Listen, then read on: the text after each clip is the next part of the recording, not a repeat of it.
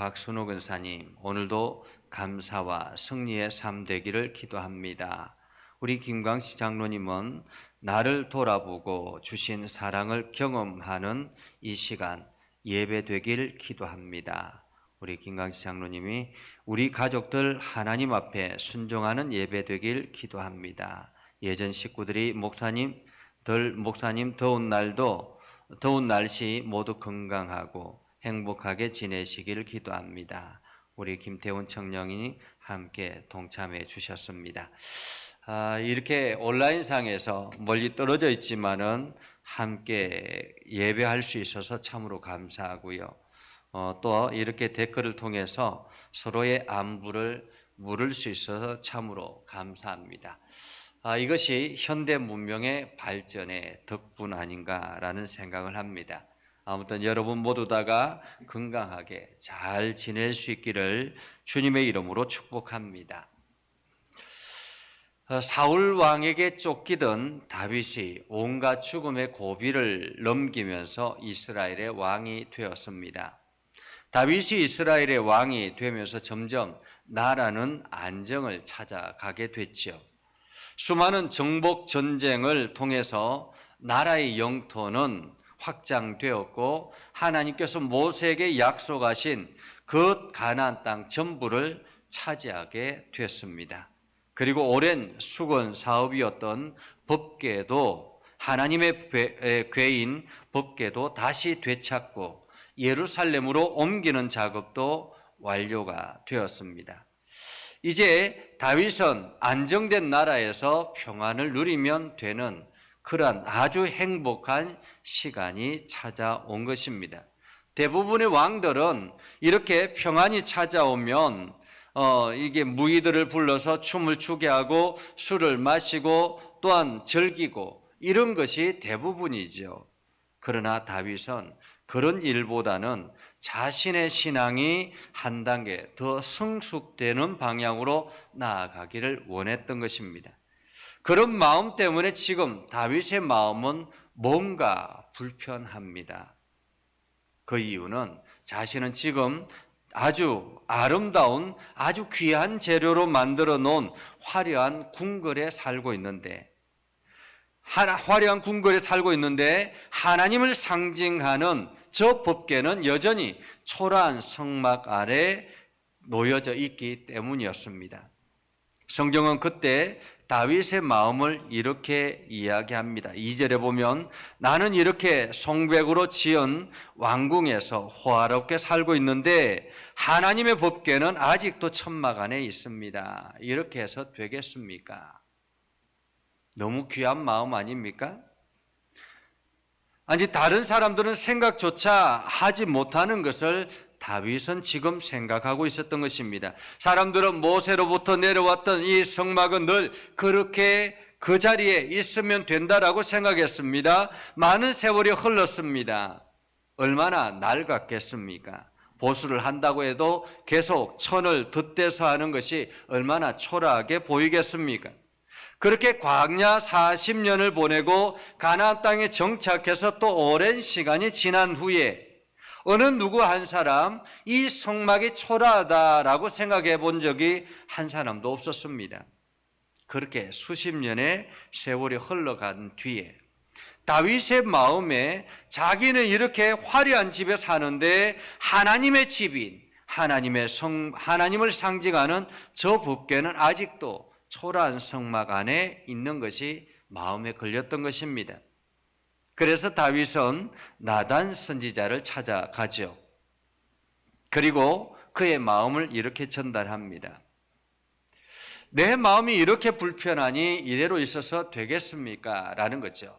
나는 이렇게 호화로운 궁궐에서 살고 있는데 저 성막, 하나님의 법궤인 저 성막은 저렇게 초라한 곳에 있는데 내가 이러한 마음이 불편한데 이렇게 있어도 되겠습니까? 그때 나단 선지자가 다윗의 말을 듣고는 성령이 다윗의 마음을 움직였구나, 하나님께서 다윗의 마음을 움직였구나 이렇게 생각했습니다. 그래서 나단 선지자가 이렇게 이야기하죠. 무슨 일이든지 왕께서 계획하시는 대로 다 하십시오. 하나님께서 왕을 도와주실 것입니다. 이렇게 이야기를 한 것입니다. 사실 하나님께서 주신 마음이 아니면 이런 생각을 가지기가 쉽지 않잖아요. 그렇죠? 하나님이 주신 마음이 아니면. 다들 자기 이익을 챙기기에 바쁜데 하나님의 집을 건축하겠다라니요. 그런데 이 나단 선지자의 이 말은 착각이었습니다. 나단 선지자가 다윗에게 그 말을 하고 왕이 마음대로 하십시오. 하나님께서 당신과 함께 할 것입니다. 라고 말하고 난 뒤에 집에 돌아갔습니다. 그리고 밤에 잠을 자는데 하나님께서 나단 선지자에게 나타났습니다. 그리고는 이렇게 전하라고 5절부터 7절까지 이야기를 합니다. 이것을 조금 쉬운 번역으로 보면 이렇게 말합니다. 온 세상의 주인인 여호와가 내게 말한다. 너는 내가 거주할 성전을 지으려고 하느냐? 나는 이스라엘 백성을 애굽 땅에서 해방시킨 날부터 이제까지 한 번도 어떤 집에서 산 적이 없다. 나는 언제나 천막 안에 살면서 너희와 함께 이리저리 다녔다. 나는 그동안 수많은 사사와 영도자들을 내세워 내 백성 이스라엘을 양떼처럼 돌보게 하였으나 그들 중에 어느 누구에게도 왜 나를 위하여 송백으로 집을 지어주지 않느냐라고 꾸짖은 적이 없다. 이렇게 말한 것입니다.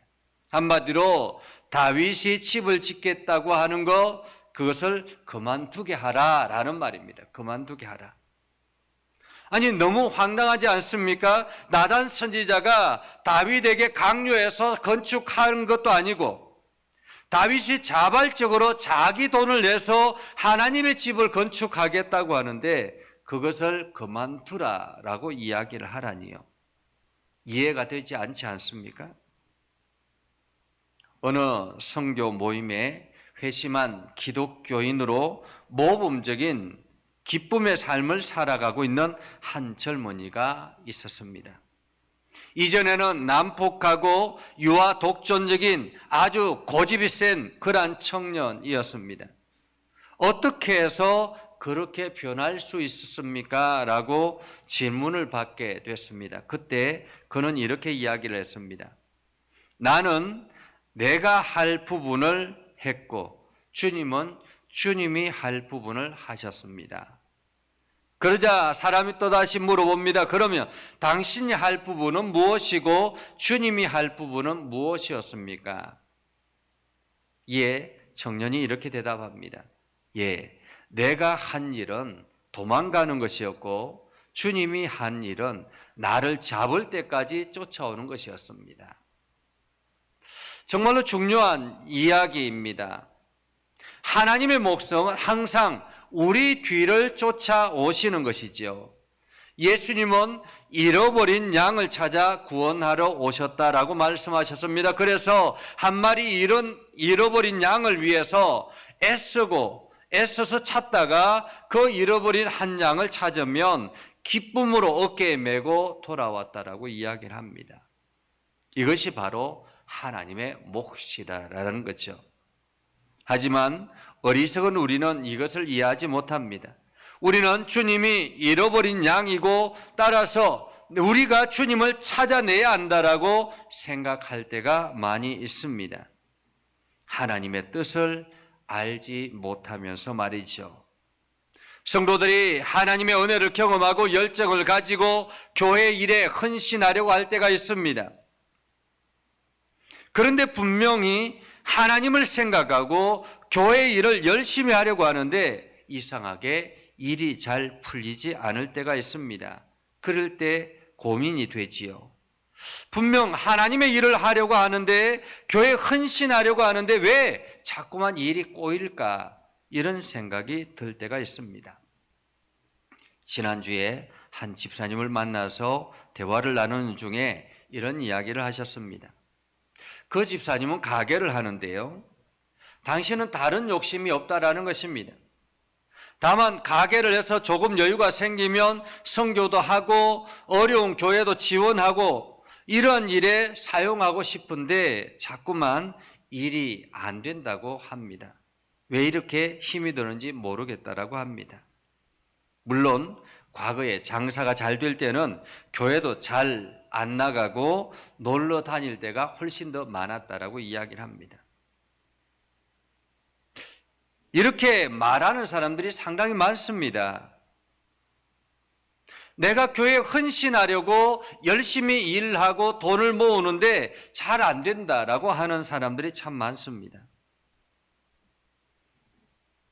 목회자의 입장에서 하나님께서 저런 마음을 가진 사람들, 저 성도들에게 기회를 주셔서 복을 넘치게 주셔서 하나님의 교회가 조금 더 재정적으로 안정을 찾고 선교도 활발하게 할 수 있도록 하면 참 좋겠는데 왜 일이 안 풀리게 하실까? 그렇게 고민할 때가 있습니다. 이런 교회를 본 적이 있습니다. 어떤 사업가가 사업이 잘 돼서 자기 이름으로 교회를 하나 건축하고 싶어 했습니다. 그는 목사님에게 찾아가서 자기가 돈을 낼 테니까 교회를 건축하자라고 이야기를 했습니다. 목사님은 안 그래도 교회가 넓고 허름해서 교회를 건축해야 되겠다고 생각했는데 마침 이 사업가가 자기가 돈을 다 낸다고 하니까 얼마나 기뻤겠습니까? 그래서 건축을 시작했는데 문제는 건축하는 모든 과정에 이 사업가 성도의 의견을 반영해야 한다는 것이었습니다. 사업가는 보기 좋은 건축을 원했습니다. 그래서 크고 화려한 그런 건축물을 원했습니다. 나중에 건축을 다 하고 보니까 교회는 목회적으로 아무 쓸모없는 화려한 건축물이 되어 있었습니다. 사실 교회는 작은 여기저기 소공간들이 많이 필요하거든요. 소그룹들을 하고 여기저기 해야 될 일들이 참 많이 있는데 그런 것에는 전혀 신경 쓰지 아니하고 크고 화려한 교회당, 예배당만을 원했던 것입니다. 다시 다윗의 이야기로 돌아가 봅니다. 하나님께서 다윗에게 나단 선지자를 통해서 다윗에게 건축하지 말라라고 말씀하시는 것 이것이 끝이 아니었습니다. 하나님의 말씀은 계속 이어지고 있었지요. 하나님께서 다윗에게 하나님의 집을 짓지 못한다고 하신 후에 오히려 하나님께서 다윗을 위하여 집을 지어주시겠다라고 말씀하셨습니다. 원래는 다윗이 하나님의 성전을 지으려고 했는데 이제 하나님께서 다윗의 집을 지어주겠다라고 말하는 것이죠. 이것은 그냥 눈에 보이는 건물, 집을 말하는 것이 아니라 그 가문을 말하는 것입니다. 한마디로 하나님께서 다윗의 가문을 책임져 주시겠다라는 말이죠.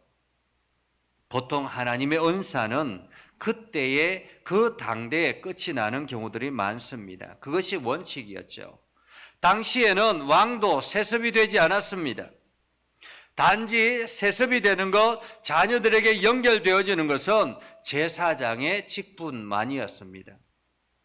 그런데 다윗을 통해서 왕조를 이루게 하시겠다라고 말씀하십니다. 다윗의 후손뿐만 아니라 그들이 아무리 죄를 지어도 하나님께서 그들의 왕조를 계속 이어서 진행시켜 주시겠다, 지켜주시겠다라고 말하고 있습니다. 그리고 결국에는 메시아가 이 다윗의 왕조를 통해서 등장하게 된 것이죠. 그것뿐만이 아닙니다. 현대어로 번역된 성경에 보면 9절에 이렇게 말씀하고 있습니다. 나는 언제나 내 편이 되어서 내가 무슨 일을 하든지 그 일이 잘 되게 도와주었고 너를 미워하던 모든 원수와 대적을 또한 모두 제거해 주었다. 나는 이미 이렇게 너를 유명하게 키워주었으나 앞으로도 계속 도와주어 내가 세상에서 영원히 위대한 사람 중에 하나가 되게 하겠다라고 말합니다.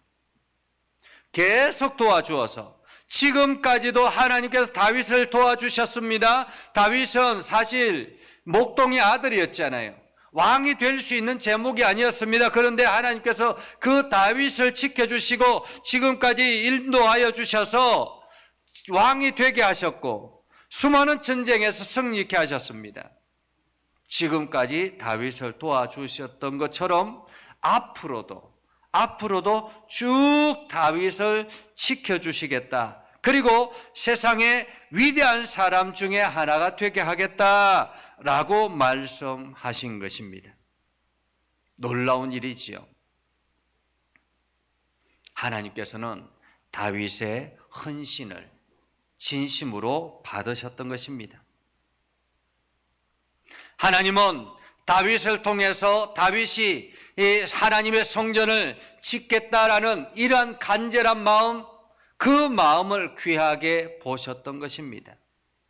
사실 우리가 자녀들을 키우다 보면요, 어린 아이가 마치 부모를 위해서 뭔가 하겠다고 노력하는 것을 보면 괜히 마음이 찡하고 그 마음이 너무너무 고맙고 예쁠 때가 있지 않습니까? 오늘 다윗이 하나님을 향한 그 마음이 바로 그러했다라는 것입니다.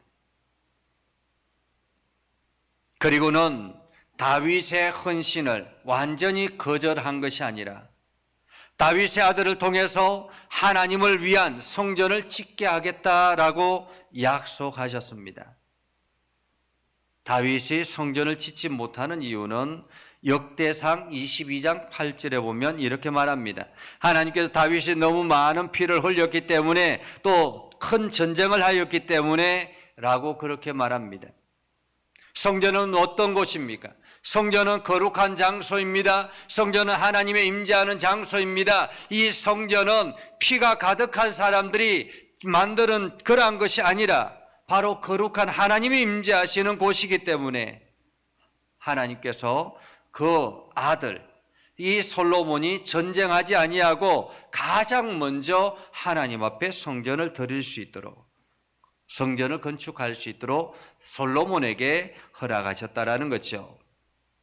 비록 다윗이 성전을 건축하려고 했던 것은 거부되어졌지만은 다윗의 마음은 진심이었습니다.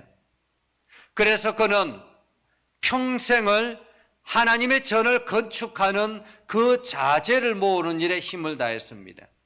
건축을 하기 위해서 자재를 모으는 일에, 그리고 평생을 도면 작업에 힘을 쏟았습니다.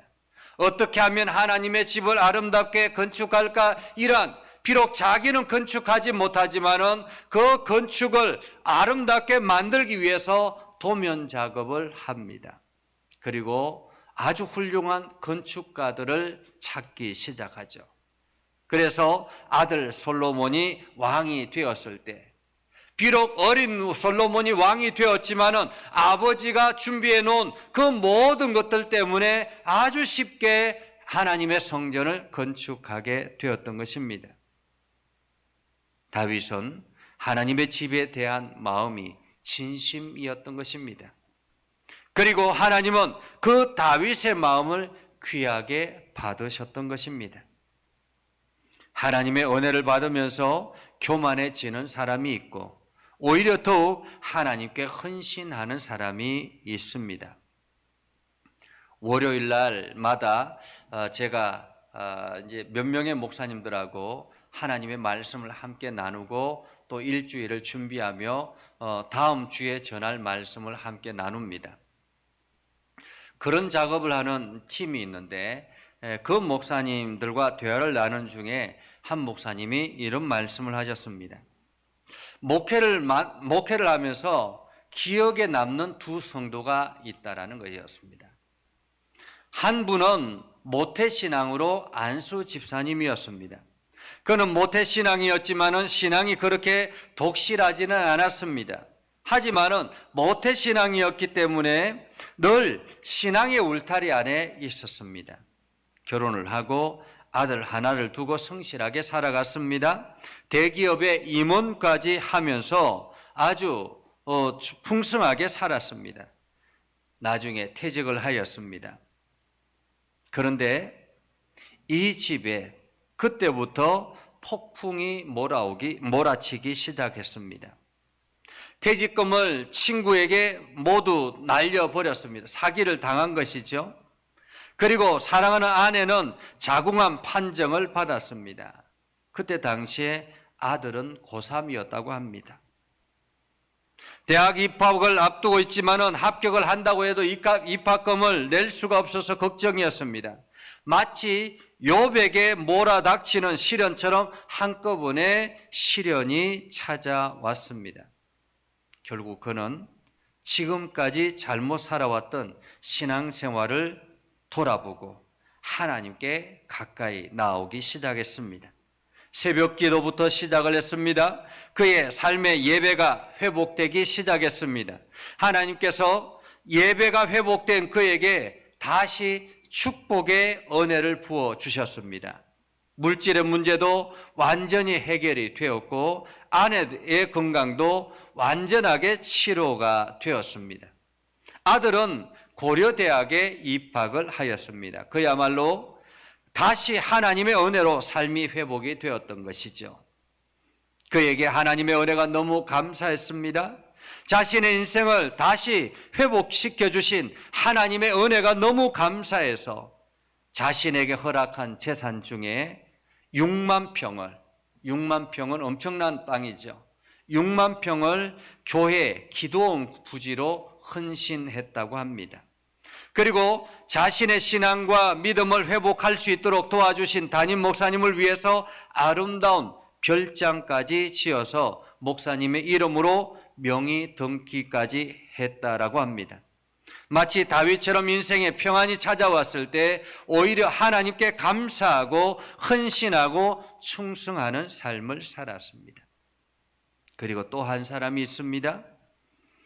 한때는 명동에서 유명 연예인의 옷을 만들어주면 유명한 의상 디자인의 남편이었습니다. 워낙에 유명한 사람이라 부유하게 잘 살았습니다. 그러다가 이 남편에게 암이라는 병이 찾아왔습니다. 워낙에 병세가 심해서 세브란스 병원에서는 결국 사망 선고를 하고 포기했다고 합니다. 그런데 마침 그곳에 어떤 목사님이 지나가다가 그 신방을 와서 잠깐 기도해 주고 갔는데 기적적으로 살아났다고 합니다. 하지만 이 목사님은 이제 다른 교회 목사님이었기 때문에 제가 이렇게 나누는 이 목사님이 일주일마다 그 집사님을 찾아 신방을 해왔다고 합니다. 왜냐하면 하나님께서 고쳐주셨음에도 불구하고 주일날 예배에 나오지 않고 골프를 치러 다니고 막 정치 활동을 하러 다녔다라는 거죠. 그래서 매주마다 신방을 가도 자기는 하나님께서 이렇게 고쳐주셨다라는 간증을 하는데 정작 교회는 안 나오더라라는 것입니다. 결국에는 다시 암이 재발했다고 합니다. 그래서 교회가 다시 그분을 위해서 집중 기도하기 시작했죠. 그런데 하나님께서 그 영혼을 얼마나 사랑하는지 이번에도 다시 암에서 고쳐주셨다는 거예요. 목사님은 그분이 이번에는 하나님께서 진심으로 돌아올 것이라고 생각했다고 합니다. 자기 입으로는 하나님이 살려주셨다라고 고백하면서도 이번에도 건강이 회복되니까 오히려 건강을 위해서 산으로 가고 또한 들로 다니면서 정작 주일은 지키지 않더라라는 것입니다. 목사님의 마음이 불편했습니다. 아니나 다를까 어느 날 급하게 연락이 와서 신방을 가보니까 암이 재발했다라는 거예요. 세 번째 재발이 된 거예요. 세 번째 암이 나타난 거죠. 다시 하나님 앞에 기도하지만은 이 목사님이 진심으로 기도가 안 되더라라는 거예요. 내가 또 이렇게 기도해도 하나님께서 살려주실까라는 의심이 들기도 하고요. 그런데 하나님께서 그 영혼을 얼마나 사랑하시는지 또 고쳐주셨습니다. 회복되어서 다닐만 하고 활동할 만하니까 그의 믿음은 고쳐지지 않았다라는 것입니다. 결국에는 하나님께서 그를 직접 데려가셨다라고 합니다. 참으로 안타까운 일이지요. 사람들은 누구나 하나님의 은혜를 경험하며 살아갑니다. 대부분의 사람들이 그 은혜를 인식하지 못할 뿐이지 이 세상에 은혜 없이 은혜를 받지 않고 살아가는 사람은 한 사람도 없습니다. 어떤 사람은 그 은혜를 경험하고 평화로운 상태에 있는 사람도 있고 어떤 사람은 여전히 광야를 걸어가는 사람도 있습니다. 그런데 은혜를 경험한 사람들의 반응은 천차만별이죠. 하나님께서 주시는 복을 받아 누리면서 하나님을 기억하는 사람도 있지만은 또한 많은 사람들은 입으로만 기억한다고 하면서 생활 속에서는 그렇게 살지 못하는 경우들도 많습니다. 혹은 자기가 열심히 해서 이렇게 살았다라고 지금까지 오게 됐다라고 이야기하는 사람도 많습니다. 저는 예전 교회를 통해서 세상을 품고 열방으로 뻗어나가는 그러한 선교 중심의 교회가 되기를 소망했습니다. 그래서 기도하는 중에 교회를 새 단장해야 되겠다라고 생각을 했습니다. 근데 어느 집사님을 만나면서 이거 리모델링 하는 것보다는 재건축하는 것이 훨씬 낫겠다. 옆에 마침 부지도 있으니까 저것을 같이 연합해서 하면 훨씬 더 좋겠다라는 생각을 하게 됐습니다. 그래서 이제 건축 도면도 완성을 하고 그리고 또 뭐 지역의 주변 사람들과 또한 이 구청에 있는 고위 공무원들에게도 이야기가 다 정리가 돼서 이제 그냥 건축하면 되겠다라고 생각했습니다. 그런데 뜻하지 못하는 난관에 부딪히게 된 것이죠. 그래서 뒤에 이 주민의 한 사람이 반대를 해서 결국에는 건축을 포기해야만 했습니다. 왜 하나님의 일을 하려고 하는데, 하나님 나라를 위해서 더 헌신하려고 하는데 왜 안 될까라는 생각을 했습니다. 좀 이렇게 실망하고 있다가 다시 하나님께서 길을 열으셔서 교회를 새 단장하는 것으로 바꾸었습니다. 그래서 리모델링을 시작을 했죠. 교회를 리모델링을 시작하면서 하나님께서 또 마음에 열정을 주셔서 이 교회를 리모델링을 하고 난 다음에 이런 일들을 해야 되겠다라고 생각해서 리모델링이 끝나고 나면 곧바로 아주 유명한 목사님들을 모시고 와서 매 주일마다 집회를 하고, 그리고 유명한 강사들을 모시고 와서 주중에는 세미나를 하고, 이러한 것들을 통해서 지역 주민들과 함께 이 교회를 아름답게 세워나가야 되겠다라고 생각을 했습니다. 그런데 웬걸요? 그만 코로나가 닥쳐온 것입니다. 그 리모델링 하는 기간 동안에 코로나가 시작이 돼서 이게 두세 달 안에 끝날 줄 알았는데 아직까지도 그 코로나가 연장이 되고 있습니다. 결국에는 모든 사업들을 중단해야 되는 그런 상황이 되어버렸지요. 참으로 원망이 들기도 했습니다. 왜 하나님께서 우리 교회에 이 기회를 열어주지 않습니까? 라는 그런 원망의 기도가 나오기도 했습니다. 그렇게 1년 반이라는 시간이 지났습니다. 그런데 우리의 마음이 하나님 나라를 위해, 그리고 지역을 섬기기 위해서 선교하는 열망, 이러한 열망을 하나님께서 보셔서 이 어려운 시기 가운데서도 지역의 어려운 가정들을 위해서 매달 10가정씩 쌀 한 포대씩 전달하는 이러한 사업을 하게 하셨습니다. 그리고 우리 장로님 기업을 통해서 선교사를 오히려 이 어려운 시기에 3명이나 더 추가로 파송할 수 있는 은혜를 입게 하셨습니다. 성도님들은 비록 가정에서 예배를 드리지만 하나님을 향한 헌신의 마음은 변함이 없어서, 그래서 가정에서 예배를 드리면서 온라인으로 헌금을 하고, 그러면서 교회의 재정적인 부분은 조금씩 오히려 안정을 찾아가게 됐습니다. 다윗은 위기를 극복하고 평안할 때 하나님을 기억하는 신앙인이었습니다. 그는 하나님의 괴를 보면서 긍휼과 안타까운 마음이 들어서 하나님을 위해 집을 짓겠다는 마음을 가졌습니다. 비록 하나님은 그 일을 허락하지는 않았지만 그 마음을 귀하게 보셔서 오히려 물질뿐만 아니라 그의 후손까지도 책임지시겠다라고 약속하셨습니다. 하나님은 우리가 이 땅에 것으로 이 땅의 생각으로 몰두하기를 원하지 않고 먼저 그의 나라를 바라보기를 원하셨습니다. 하나님은 우리가 무엇을 남겼느냐를 묻는 것이 아니라 우리가 무엇을 바라보고 사느냐를 보시는 것입니다. 우리의 중심이 하나님을 바라보고 그의 나라를 바라보고 있다면 비록 우리가 계획한 일이 잘못된다 할지라도 안 된다 할지라도 실망할 필요가 없습니다. 이미 우리는 하나님의 약속 안에 살고 있기 때문에 그렇습니다. 오늘 여러분들이 오늘도 그 하나님을 바라보고 하나님의 은혜 안에 거할 수 있기를 주님의 이름으로 축복합니다. 기도하겠습니다. 거룩하신 아버지 하나님, 은혜를 감사합니다. 오늘도 하나님의 말씀을 듣고 새 힘을 얻고 하나님께 영광을 돌리며 살아가기를 소망합니다. 우리 가운데 함께 하시고 하나님의 은혜와 복이 넘쳐나게 하시고 우리가 행하는 모든 일들마다 아름다운 열매들로 나타나서 그것이 세상에 귀하게 쓰임받는 축복의 통로가 되게 하옵소서. 하나님, 이 시간 성도들의 기도를 들으시고 저들의 바라보는 모든 것들을 복되게 하셔서 아름답게 하여 주시옵소서. 예수님의 이름으로 기도드리옵나이다. 아멘. 찬송가 213장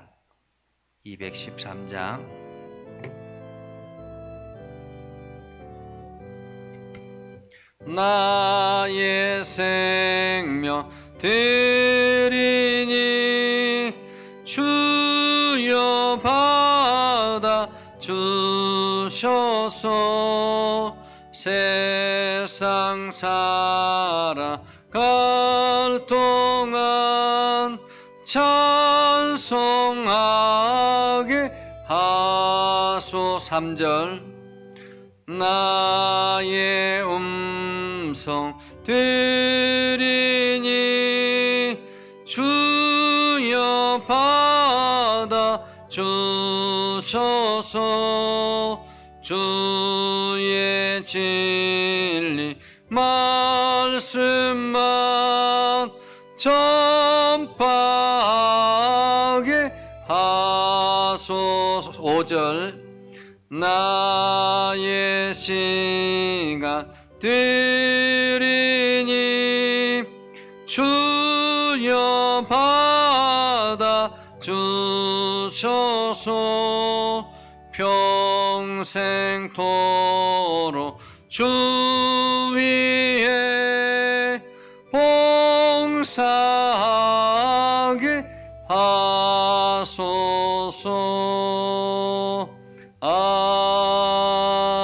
아멘. 자, 여러분들이 드리는 그 예물에 손을 얹으시고 기도하겠습니다. 살아계신 아버지 하나님, 이 시간 믿음의 성도들이 마음과 뜻과 정성을 다해서 하나님 앞에 예물을 드립니다. 이 예물은 우리가 이 땅에 살면서 필요한 물질들이요, 우리가 이 땅에 살면서 하나님 나라를 위해서 헌신할 수 있는 물질들입니다. 아버지 하나님께서 은혜를 주셨기에, 복을 주셨기에 이 물질이 우리 손에 있게 되었습니다. 이것을 하나님 앞에 올려드리며 하나님 나라를 위해서 사용되기를 기도합니다. 하나님께서 복되게 하시고 형통하게 하시고 이 물질의 풍성함을 허락해 주셔서 하나님 나라에 귀하게 사용되게 하시고 드려지는 손길마다 은혜와 복으로 가득하게 하옵소서. 저들이 하는 일들이 잘 되게 하시고 저들이 드려지는 11조를 통해서 하나님 나라가 더욱더 확장되게 하시고 하늘 창고를 열어 쌓을 곳이 없도록 굳지 아니하라 보라 말씀하시는 그 말씀이 저들의 삶에, 저들의 가정에, 저들의 사업터에, 저들의 일터에 온전히 임하게 하옵소서. 그래서 더 많이 하나님의 복을 받아 누리게 하시고 하나님께 영광이 되게 하옵소서. 또한 육체를 하나님 앞에 올리며 우리의 삶을 하나님 앞에 올리며 하나님 나라를 위해서 쓰임받기를 소망합니다. 우리와 동행하여 주시고 새 힘을 얻게 해 주시고 주의 능력 안에 거하게 하여 주셔서 이 예물과 우리의 헌신을 받으시고 복되게 하시고 아름답게 하여 주옵소서. 귀한 열매들로 나타나게 하옵소서. 예수님의 이름으로 기도드리옵나이다. 아멘. 우리 주의 사랑으로 사랑합니다. 함께 찬양하겠습니다.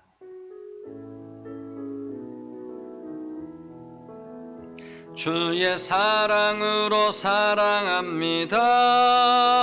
주의 사랑으로 사랑합니다. 형제 안에서 주의 영광을 보내 주의 사랑으로 사랑합니다. 성령의 능력을 힘입어 예수 그리스도의 군병과 종으로 봉사와 선교의 사명을 다하기 위하여 세계 속으로 나아갈지어다. 축복합니다. 이제는 우리 구주 예수 그리스도의 은혜와 하나님 아버지 극진하신 사랑과 성령님의 감화 감동 역사 위로 교통하시며 은혜가 오늘도 주의 말씀 안에서 주님과 함께 동행하며 주님의 나라를 바라보며 힘써 달려가기로 다짐하는 믿음의 성도들 위해 하는 모든 일들 위해 저들의 가정과 저들의 일터와 저들의 하는 모든 계획들 위해 이 나라와 온 열방 위에 영원토록 함께 하옵시기를 간절히 축원하옵나이다. 아멘.